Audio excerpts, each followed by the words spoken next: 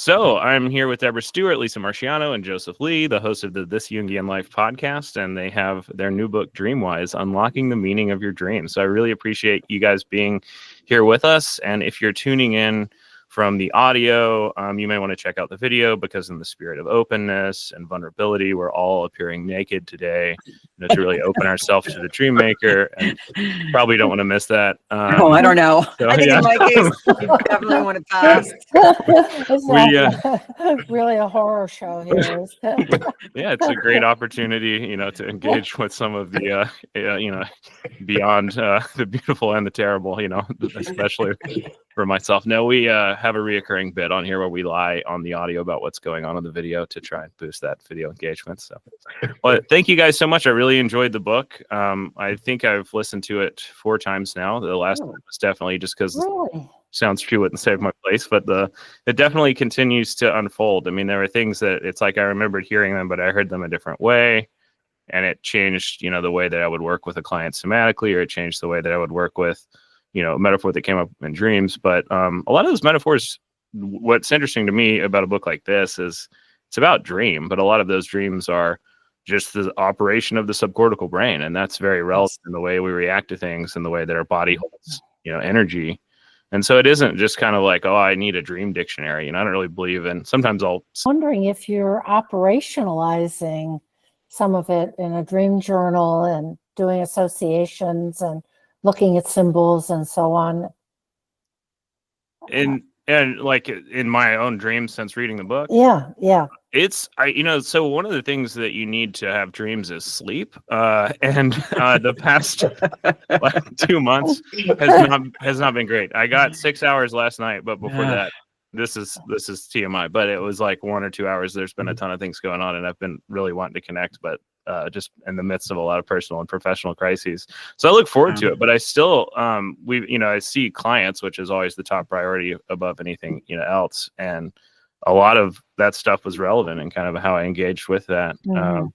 I don't know. And I'd be interested to get y'all's take on this, but I feel like I have like a really profound dream, like every couple of months, but there's kind of, even with a lot of intention, there's kind of not a huge, so I don't know if the frequency and intensity of dreams is something that that y'all encounter, but I'll let you start. I mean, with if you could give me your perspective on the kind of like central thing that I think makes this book so unique is the character of the dream maker. That you're asking people to see a sort of intention, like a dream is being created by an artist or a psychopomp or a guide, kind of all three. And that changes the way you engage with it as something that was made with intention for you to receive. And I was just wondering if y'all could tell me a little bit about that framing and how you use it.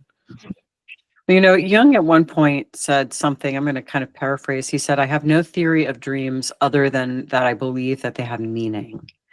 And I really love that. And in some sense, maybe that's the spirit in this book as well, although we might extend it and say that our theory of dreams is that they are the attempt of something in you to communicate with you. So, the dream worker, Jeremy Taylor, says that dreams always come in the interest of healing and wholeness. And I think that's true. So whatever your dream is, if it's upsetting or bizarre or seemingly forgettable, it was crafted for you to teach you something that some part of you thinks that you need to know. I also, I like what you just said, Joel, about the character of the dream maker. And in the book, one of the ways that we sort of represent that is that he's like a backseat driver. And he's back there. He's not tapping you on the shoulder all the time, reminding you to stay in your lane. But he's observing all the kinds of things that the driver can't observe. And in particular, he's observing the driver. What kind of music do you play on the radio, or do you listen to a podcast? Are you honking your horn at other drivers that are maybe cutting you off or something? What are you doing? But this also goes to a bigger Jungian principle about personalizing contents of the unconscious. So, you have a feeling that there's this vague thing, I don't know, it's like this or that. And what we want to do is personalize it, get it into a shape, a color, a character, something that we can really imagine. And so the character of the dream maker is that for us, that there is a personality, there is a connection that's more than just a vague psychological theory or some kind of energy of, there's somebody in the back seat. Maybe we could have a conversation. And what does he look like? Or is it a he? Or is it a she? I'm thinking of the way that my daughter will watch me while I'm driving and pick up all of the meta communication. She's 7, right. that I may not be trying to consciously give off, but she's like, "Oh, Dad, you're angry because you did this," or do you not like the radio, or do you not, there's like somebody kind of watching you who knows you better than you know yourself, because our kids a lot of times know us better than we know ourselves. Survival for them. Yeah, it's kind of a luxury for us. And the dream maker as an image brings that close, just like your daughter who says, "Dad, but Dad." And the dream maker is in service to the great enterprise of analytical psychology, which is to fully incarnate all of our potential. That the dream maker represents the intelligence of all that we could be. And each night is examining the distance between who you were today and who you could be in all your fullness, and is commenting on that distance in such a way that we are nudged, if the dream is subtle, or shoved, if the dream is particularly dynamic, in that direction where we can bloom. And you also talk about setting the intention, relating to the journal, and not as a journal, but maybe as a piece of art or a ritual piece that's reflective of some part of yourself.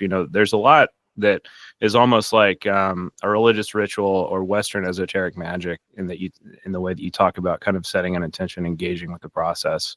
I'm thinking of the part where you're talking about picking out the journal and making sure that it's not just a book. Could you say anything about the non-dream elements of dream work, and the non-therapy room elements of dream work, maybe?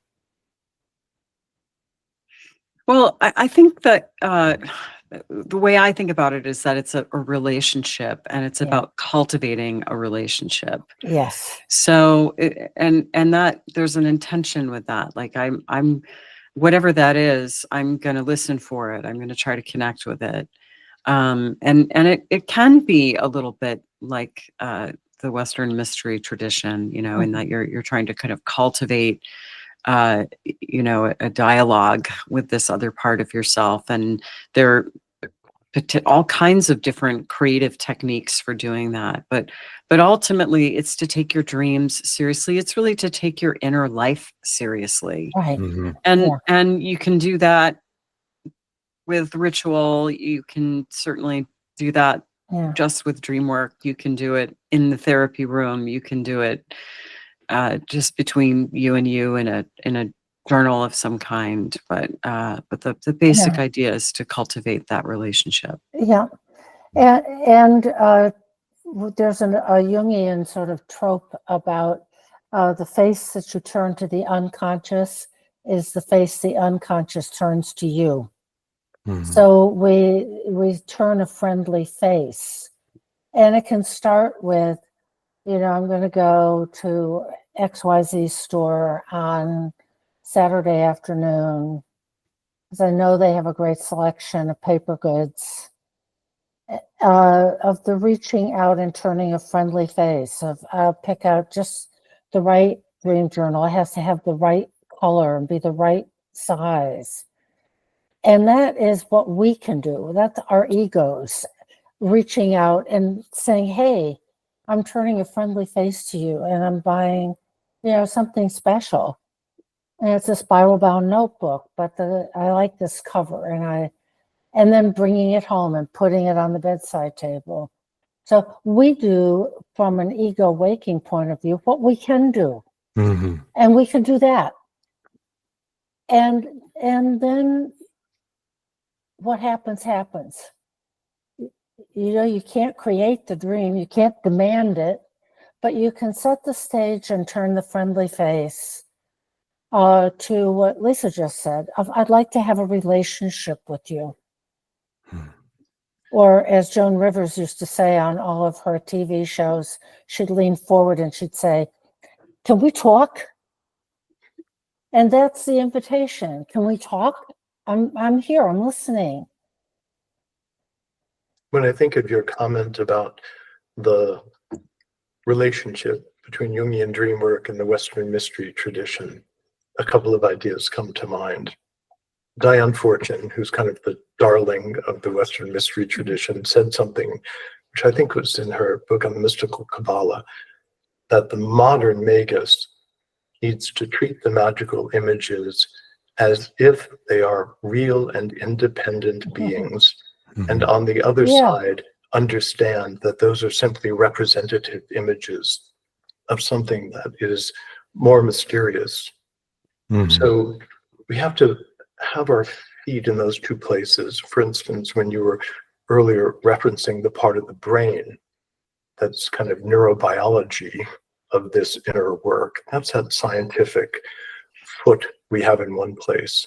And in the other, we have to re-enchant the world. Yeah. And also activate that playful side of our imagination by thinking of the dream maker as an actual person that's hovering near us and observing.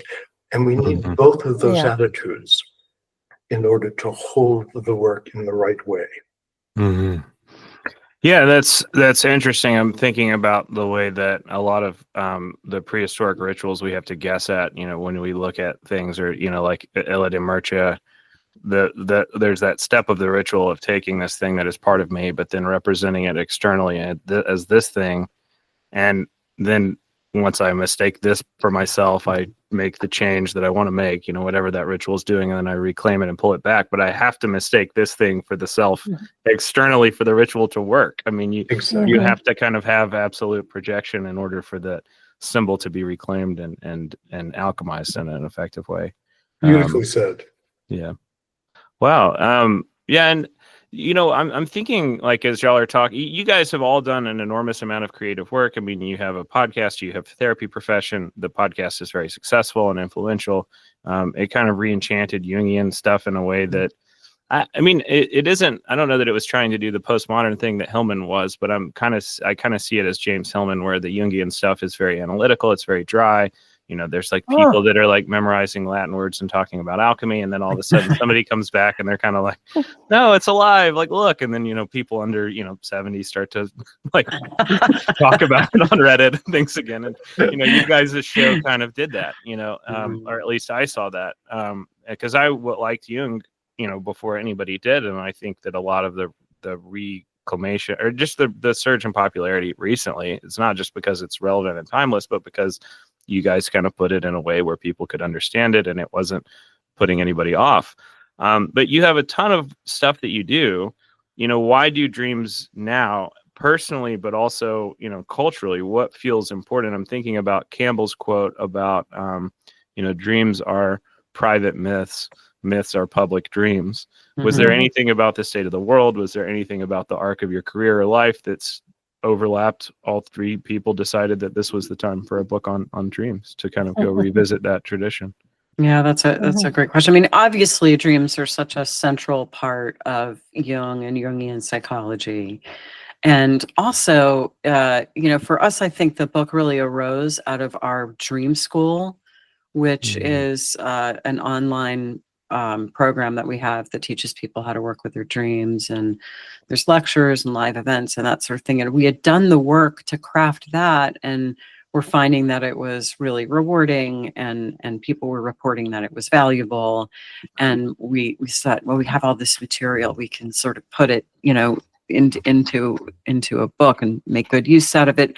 But to the spirit of your question too, I want to say that I think dreams have always been a kind of a guideline for a guiding light for me, when I feel lost or unsure or disoriented. I look to my dreams, and I think we probably all do. And certainly, when you look at the state of the world, and there's a lot to be optimistic about, actually. I think that we're so used to all wringing our hands, but in some large sense, we've never been more prosperous and safe than we are now in many ways. So I don't want to kind of fall in with this general human tendency to think that we're living in the darkest of times ever, because that's simply not true. But there is a lot of uncertainty and disorientation out there. And I do wonder if dreams could be that which help us find our true north, both on an individual level and also on a collective level. A lot of indigenous societies engage in dream sharing. And I wonder about the possibility for some version of that in the current culture. Like, for example, on the podcast, are we engaging in a kind of modern version of dream sharing when we when we interpret a dream on the podcast? Or are we creating a place for people to come together and share dreams? And can that be nourishing? And can that even be a part of what helps us find a new way forward? Yeah. I'll chime in of, like Lisa, my own experiences with my dreams have just been so powerful. Sometimes puzzling, sometimes companioning, sometimes really jolting. But having a sense that we all have an inner life, and that's just a psychic fact. And Jung says the unconscious has autonomy and it has direction.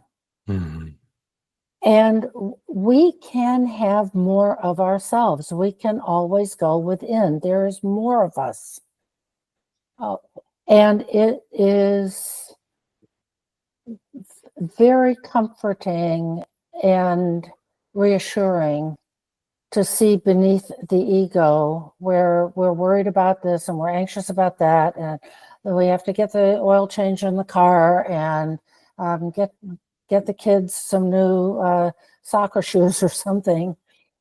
Of that, there is a depth and there is something else to us, in us, with us. Honestly, for me, I just want to sell it to people. Don't you know there's more of you? Don't you if you really know that in an experiential way, it's just as real as brushing against a tree and feeling its bark, or falling off a bike, or any of those things. It's it. You have more life, you have more self, and we have dreams every night. Why not go there? Jung also lived in a time where there was great turbulence and world wars, all kinds of skirmishes going on, and people came to him and they asked him, what should we do? What can one do? And after pondering, he said, the most important thing that we could do in the face of civilization in chaos is to work on ourselves, to integrate our own unconscious material, to bring forward what is inside of each person, which takes an enormous amount of energy. So dream work is a way to facilitate an evolutionary process that is already going on by itself.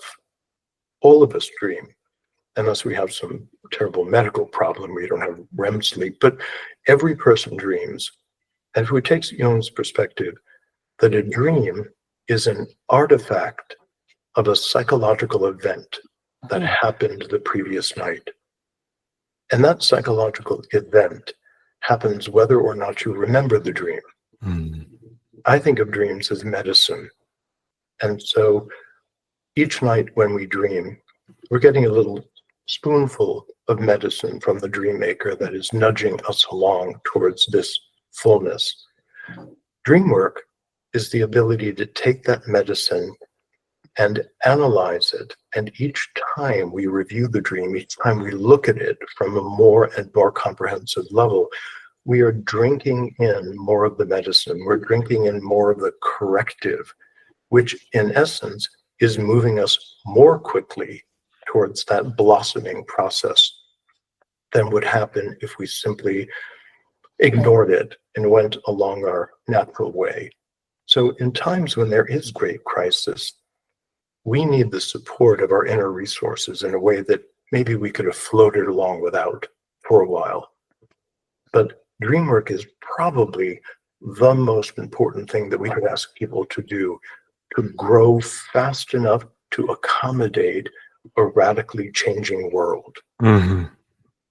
Yeah, and I think I was thinking as you were talking, Lisa, how there is like kind of a myopic tendency that goes throughout history to feel like we are living in the end times, that it never has been worse than this, which is kind of, yeah, I mean, it's a veil of tears. A lot of these problems, I ask clients a lot, point to this problem. Does it go back to the Bronze Age? Do you think it will be fixed in your lifetime? Maybe we can find a way to be happy here. And I love that. When Deborah was talking, I was thinking about the way that you had said that there was more to you than this, and I was thinking about how many people call and they say, I have to call you because somebody wants me to, but I want to drink alcohol or I want to do this thing, and I know it has these consequences, I know I have kids, I know whatever, tell me this. And I'm like, I believe that's absolutely true and that's what you think, but I think that you are also bigger than that in a way that you don't know yet. Yes. So when you're asking me why come to therapy, I'm not going to debate that part of you. I'm just going to look for more of you. That's lovely.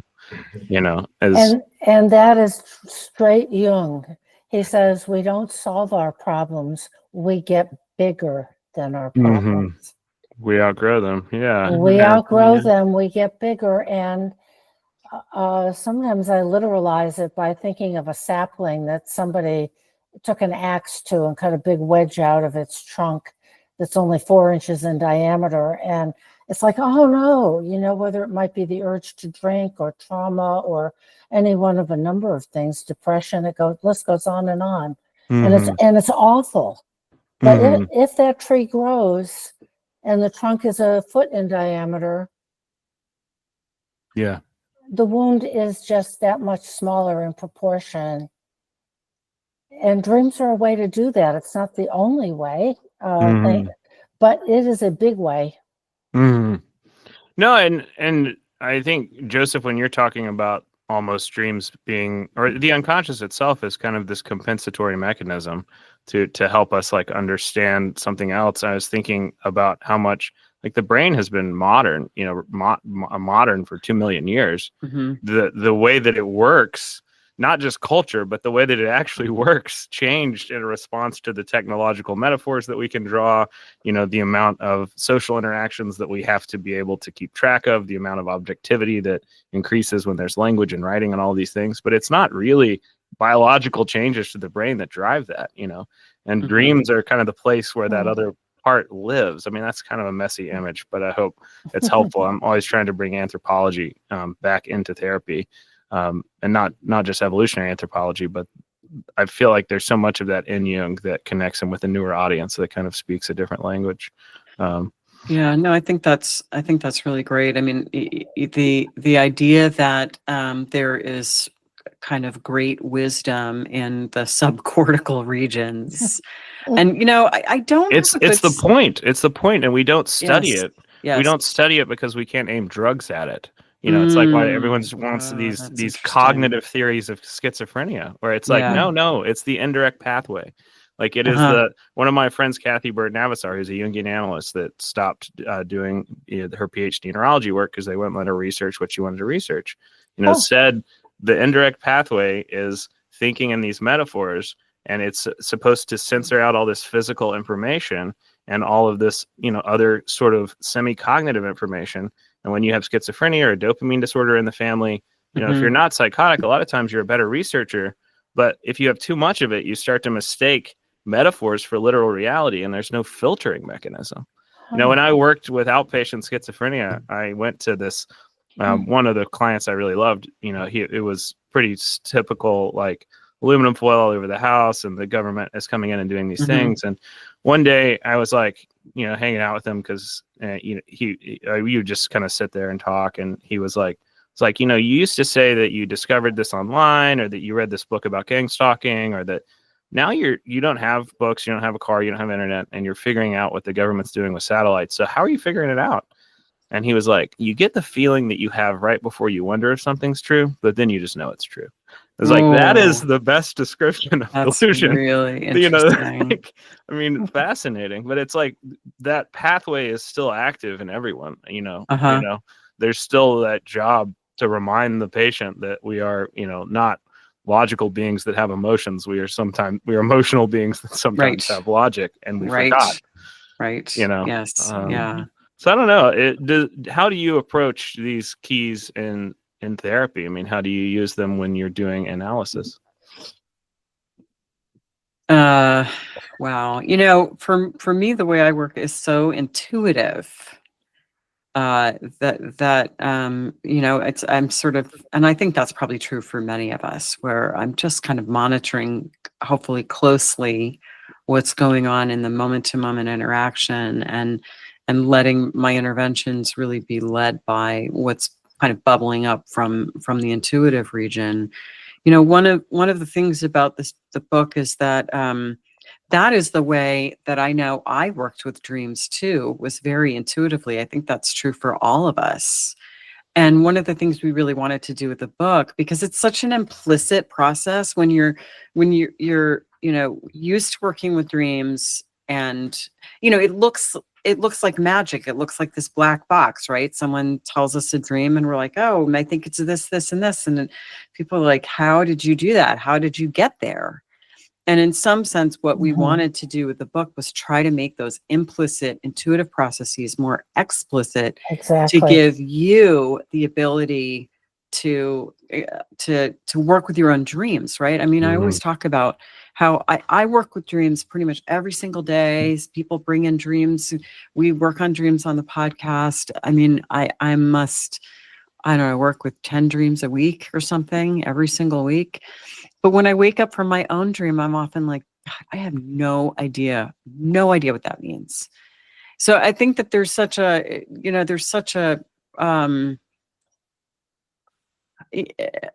barrier to being able to kind of see the perspective of the unconscious when it's our unconscious, that we really need some of the perspective openers that we try to provide in the book when we have these keys. Really, that's what they're meant to do. So the book has these 69 keys in it, and they're basically little prompts that you can apply to your dreams. And the purpose really is to pop you out of your conscious standpoint so that you can maybe begin to see what this other part of you is trying to get at. Yeah. Central to the idea of the keys is also the idea of differentiation and distinctions, and particularly significant distinctions. So we've all had analysans come in and say, oh, I didn't have a dream. And you say, really? You didn't have any dream? And they go, oh, yes, but I had this stupid dream. It was nothing. It was nothing. And then they wind up telling you, and it's substantive. There's a lot in it. But I think what happens is that when we look at the dream, or if we're new to this, when we look at the dream as a whole, we often gloss over things. We don't know how to tell ourselves how one thing is different from another. So the questions give us a sense of how to define the parts of dreams, which then gives us a sense of differentiation. So I'm biologically male, and so a male figure is more likely to be a shadow figure for me. Just that alone gives us a way to take something and set it aside, cordon it off, and attach it to a particular piece of theory which is relevant for how we then take it back in and make sense of it as a psychological metaphor. So the 69 keys are also 69 ways to tell one thing apart from another thing. And all forms of mastery are based on how to make significant distinctions between things. If you were cooking and you couldn't tell the difference between sugar and salt because they kind of look the same, it would be difficult to successfully cook. To be able to look at the image and say, oh, this is an anima image and this is a shadow image, in the same way, in the kitchen of dream interpretation, it allows me to be more competent. I'd like to put in a word for feeling. We have a chapter in the book on feeling. And out of all the books we all bought and went through and studied and read and tried to process, there isn't one in my possession that has a chapter on feeling in dreams. It's as if feeling is a subset that is woven through other more distinguishable seeming topics. But one of the truths about dreams is that they are images of affect. There can be several different kinds of affect in a single dream. You know, first everything was great. I was on the beach and it was warm and sunny. And then I saw this big wave out in the distance and I realized it was a tsunami and I got scared. And then. And to be able to sink into and feel the feeling in an image is really important. Wait a minute, what part of me, how does that happen to me? That everything looks like it's fine as if I'm on the beach. And then all of a sudden it feels like some, you know, sort of dark, menacing thing shows up. What is that? But dreams are telling us about our feelings. And I think in our busy lives, we often go whizzing past it. People may be anxious and depressed, but we don't let those feelings tell us what they really mean. And dreams give us a chance to do that. If there's an image, there's an animal, there's a tree, there's a, you know, all the hundreds and millions of things that dreams can bring us. And that we can just live with some of that feeling of let yourself feel the feeling. What was that like? I think it's enormously important. The feelings are there anyway. And, you know, that takes us straight into Jung, and there's something from the shadow. And then can you get curious about that? You know, we have a choice. We can either get curious about this stuff and seek to integrate it into consciousness, or it'll just rumble around in the underground and be there anyway. And in service to what you were saying, Deb, that, you know, the dream maker is kind of a novelist. And so, you know, the dream could be read like our own novel. So for instance, you know, I woke up the morning and had coffee and sat there feeling like I was waiting for a tsunami to strike me. And that conveys a feeling, and in a sense, a universal feeling, because through the metaphor, perhaps anybody could imagine what would it be like to be waiting for a tsunami to come in and strike you or strike your home. That feeling of dread, that feeling of overwhelm, the feeling of inevitability, and so many other things are captured in these extraordinary images that the dream maker crafts for us, and in a way that our soul will particularly respond to. Maybe not everyone, but your soul will respond to the images that the dream maker has given you. Yeah. The other thing I just wanted to mention, coming back to this idea of living in a time of rapid change and uncertainty, and I do think about this, that Jungian one part of the collected works, I think, talks about working with people that came to him at the end of their lives. They had some kind of a terminal diagnosis, and he would do dream work with them. And he remarked on the amount of progress people could make, but also that the dreams almost never commented on their illness or their approaching demise. That the dream maker is still interested in every moment and opportunity of personal growth, secondary to anything that's happening out in the greater world or anything that's happening even in our own bodies. So what I've noticed is, despite the turbulence going on in the culture, most people's dreams do not reflect that. Right. They're not dreaming about political problems. It's still the dream maker, or perhaps humanity at whole, is still interested in the personal evolution of consciousness, regardless of the outer changes of a culture. Yeah. The dream maker is interested in you. You know, not about which path you should take, or what the political situation is, or whether you should move to Nebraska or Finland. It's not fortune telling. It's Right. bigger than that. I mean, the culture, the broader society puts people where they are, but they still have to deal with that individually. It isn't, Right. and I think to mistake that work for messianic stuff is where a lot of people lose the plot, when that intuition becomes unconscious, and a lot of people do that. A lot of especially male Jungians do that at the end of their life, where they start feeling like they have this message to bring to the people in a way that is, I think, kind of I want to check that tendency in myself, because I fear about, inflation around the trickster archetype. I remember years back, Joseph said on This Jungian Life that he was giving a talk at a conference in front of a crowd, and he wanted to say curse words into the microphone, and I was like, yeah, you should do that. That's how you get the score of who you want to talk to really quickly, is you get rid of the people that don't have a sense of humor. To fight that impulse a lot, actually. So. Yeah.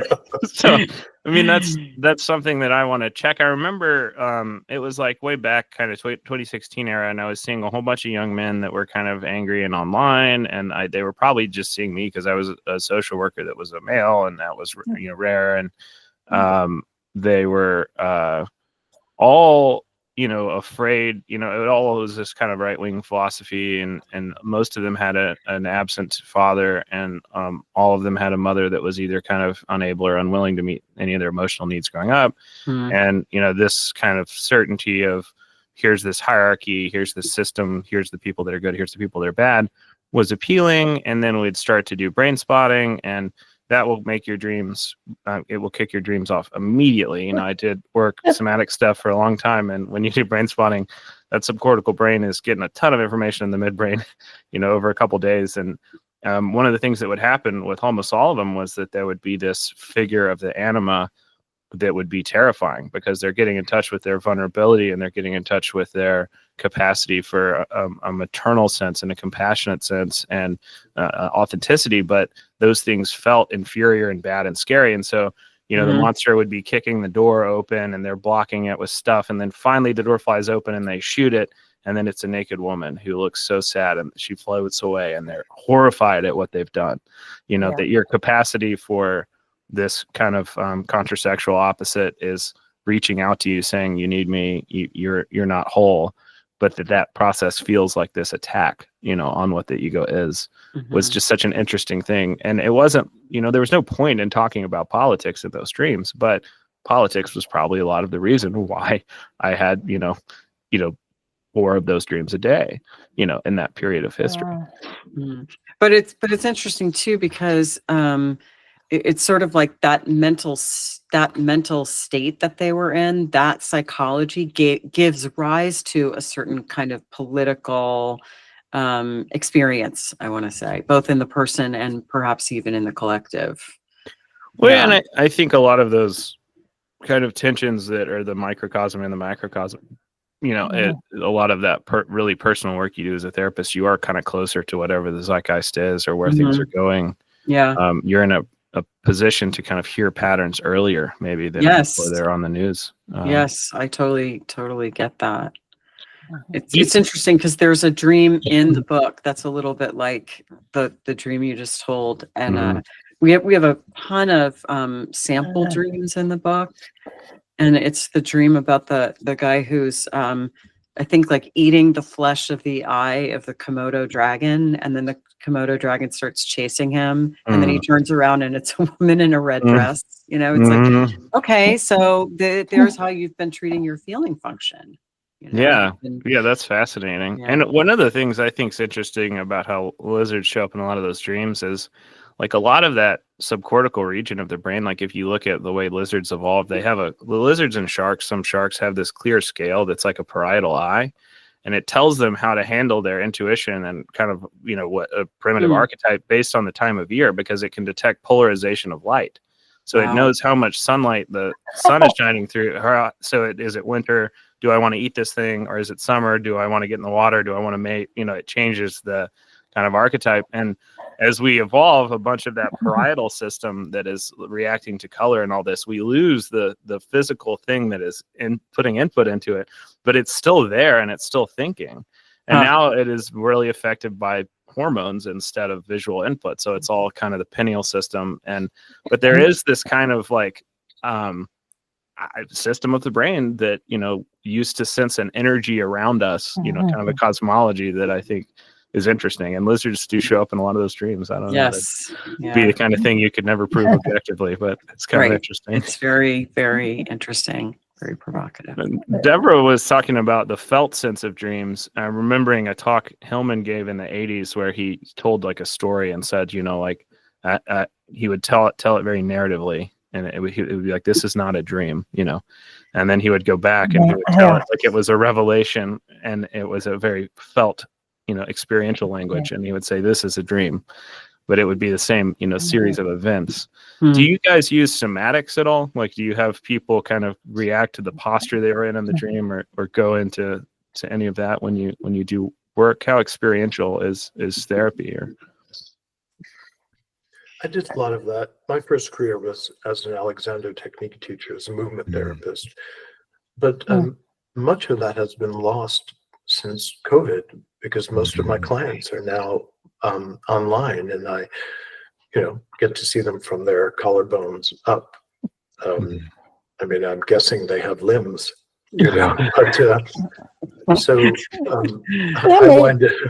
I wind up doing something that's a little bit more like brain spotting, where as people are telling me a story, particularly in the first couple of analytic sessions, if they look away and they kind of freeze for a moment and then they come back, I'll have them take that position, move their eyes into that quadrant, and hover there to see what kinds of unconscious material might come forward. And that's been very helpful, particularly in the beginning of the work.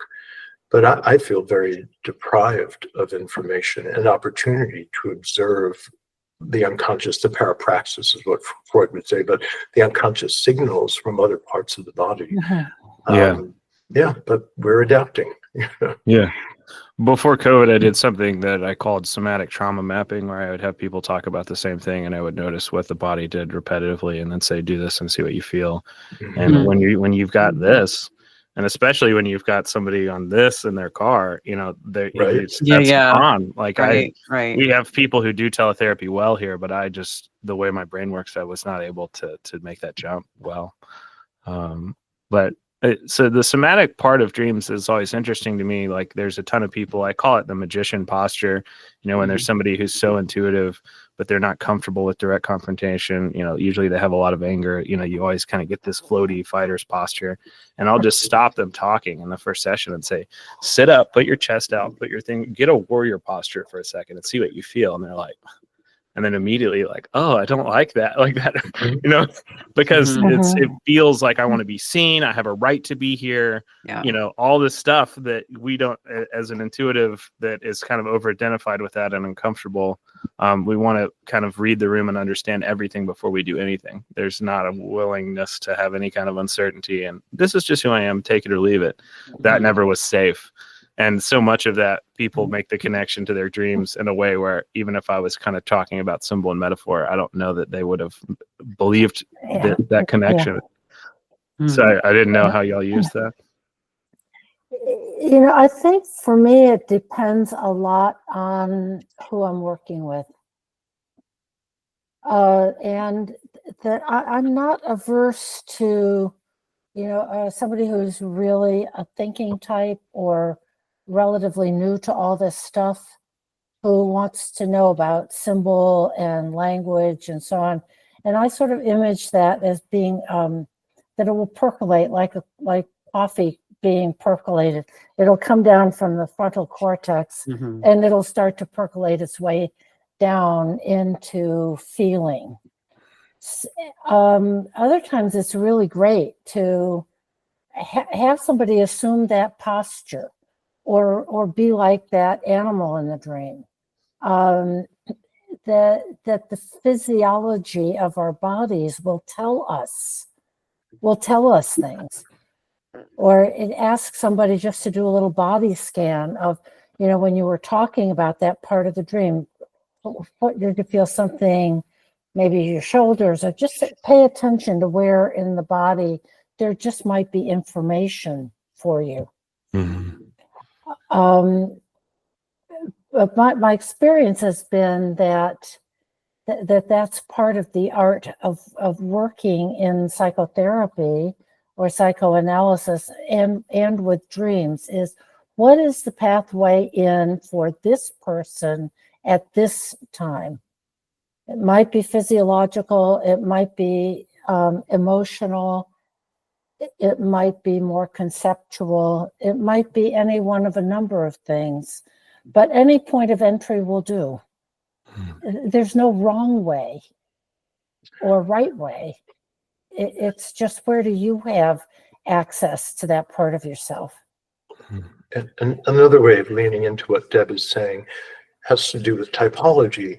Many people know about the Myers-Briggs, but they don't realize that Jung was actually the pioneer of typology. And then it was turned into a kind of a standardized test by the Myers-Briggs folks. But when we get our typological profile, the fourth function, which is the least developed of the four functions, is the one that's half in the unconscious and half in the conscious.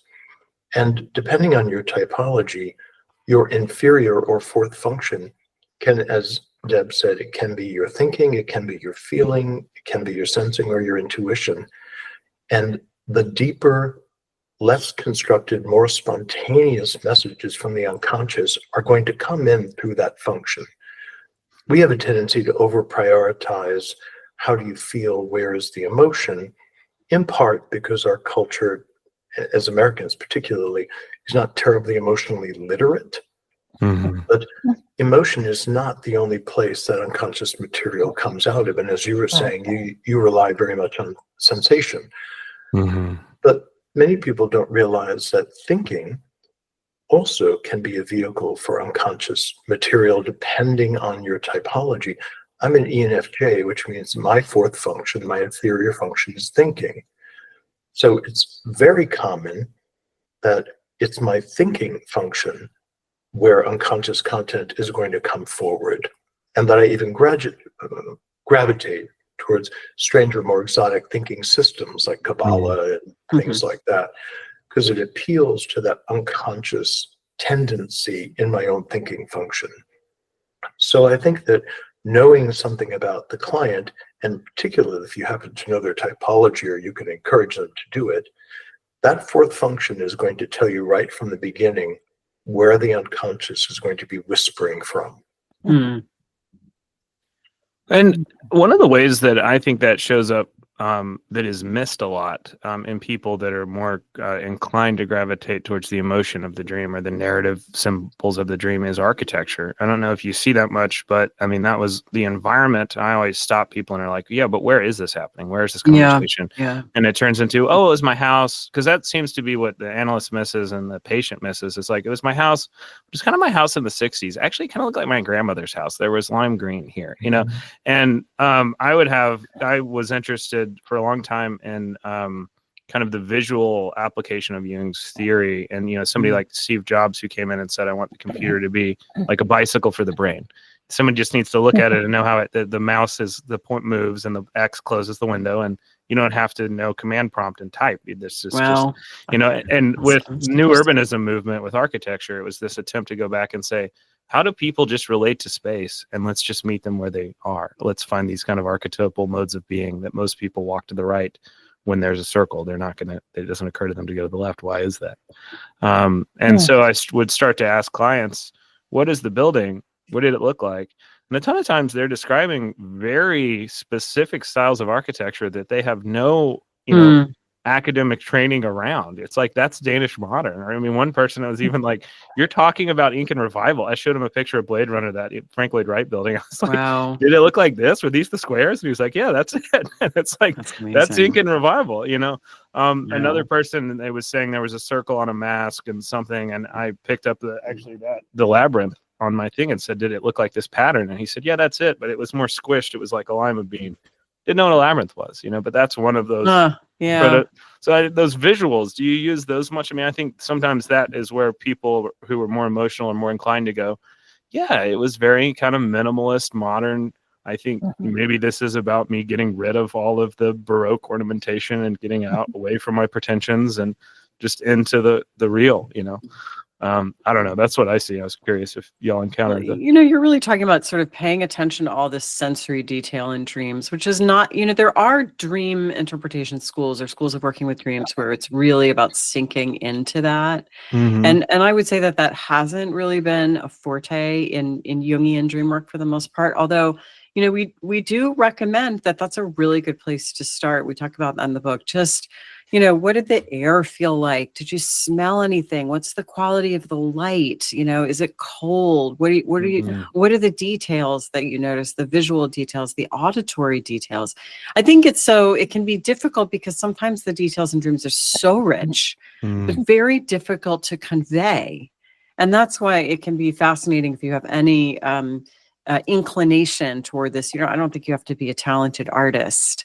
But a lot of people draw their dreams. That's something that we're going to be playing around with a bit more in Dream School is creating a specific space for people to engage in drawing their dreams and using drawing the dream both as a tool to help recall dreams, but also as a way to deepen into the experience.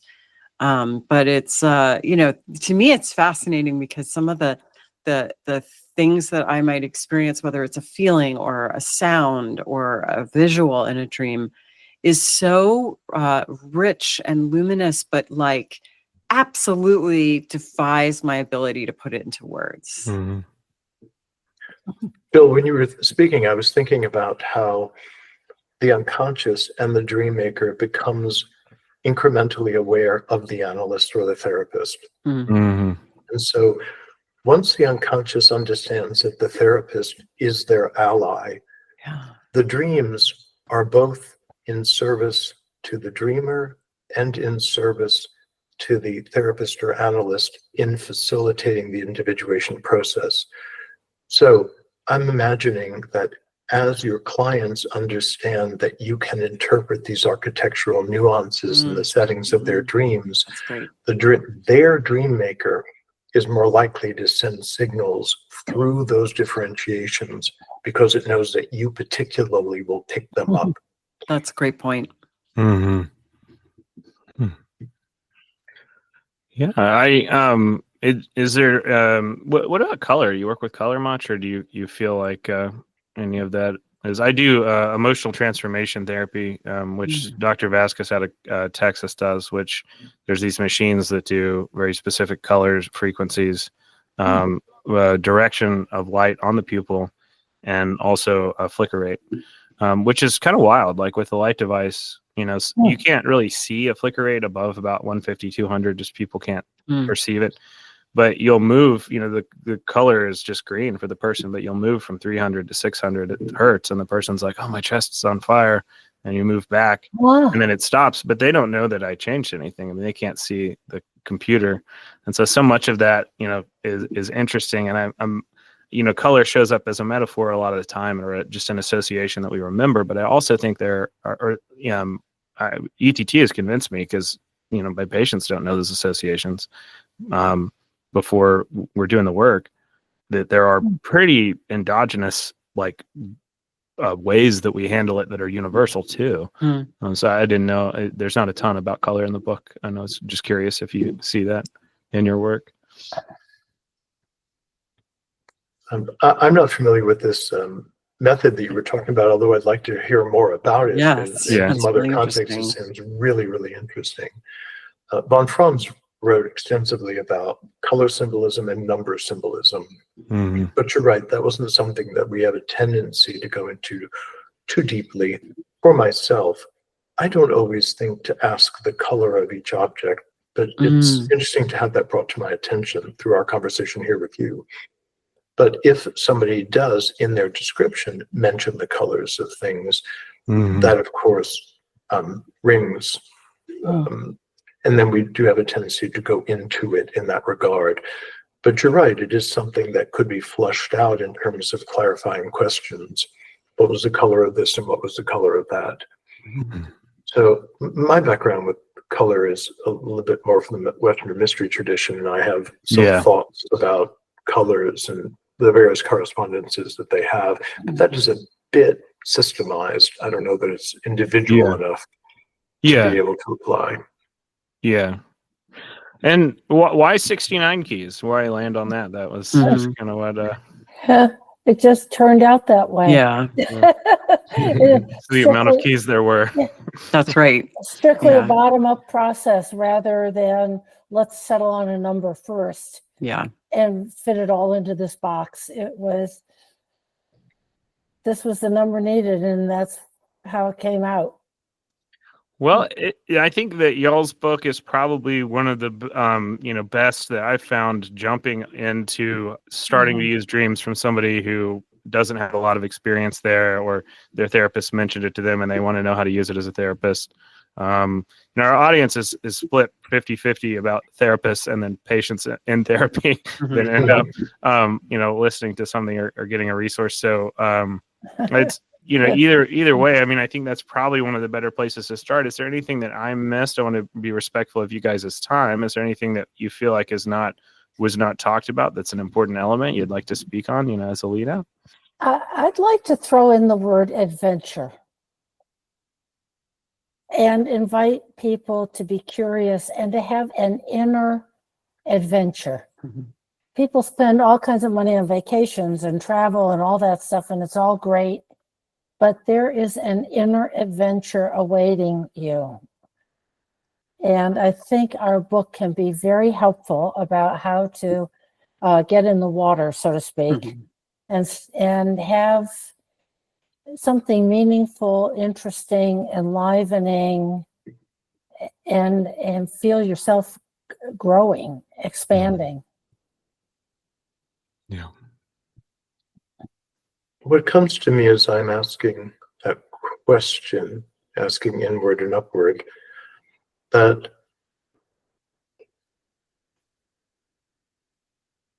Jung had a feeling, a vision, and an intuition that the old paradigm of religion is something that is fading. That what we thought of as religion 100 years ago, 1,000 years ago, had served a civilized purpose, that it moved something along in the collective psyche. But that the reason religion has been losing its potency in the collective is that we need a new way for the individual to connect to the universal or the transcendent. And that it would need to be something that was highly individual to each person. Yeah. And that the revelations around how you as a person can and are connecting to the transcendent is happening through the symbols of your dreams. So I think that dreams are also helping us forge a new way of connecting to the transcendent.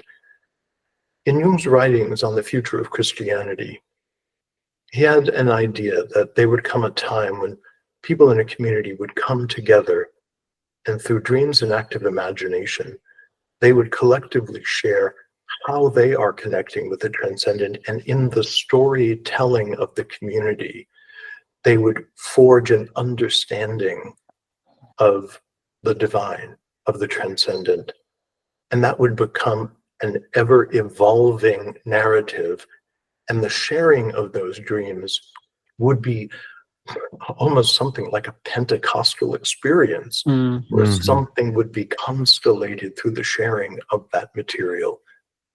So I think there is a profound evolutionary process that is happening both in the individual and in the collective, and attention to dreams is an essential part of that, in as much as the collective is reimagining human civilization.